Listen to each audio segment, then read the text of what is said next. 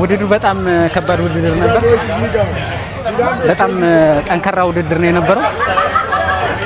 ስለዚህ ሁለተኛ ወጥቻለሁ። ያው ጥሩ ነው። ጎልድ ወርቅ ሜዳሊያ ለማሳካት በጣም ተዘጋጅቼ ነበር። ስለዚህ ብር ሜዳሊያ ነው ያወጣሁት። ደስ ብሎኛል። ወርቅ ነው የተዘጋጀው እና ያልመጣበት ምክንያት ምንድን ነው? ካለፈ በኋላ አስታስብ በጣም ተዘጋጅቼ ነበር። ልዩ እንትና ጓንዳው አትሌት ጃኮብ ክፍሊሞ በጣም ጠንካራ አትሌት ነው። ለሶስት ጊዜ ነው ተከታታይ ያሸነፈው። በጣም ተዘጋጅቼ ነበር ለማሸነፍ። ሁለተኛ ነው የወጣው።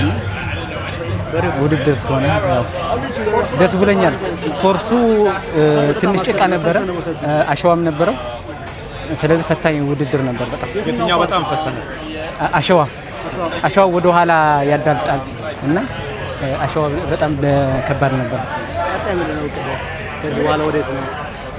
ቀጣይ የወርልድ አትሌቲክስ ሩጫ አለ።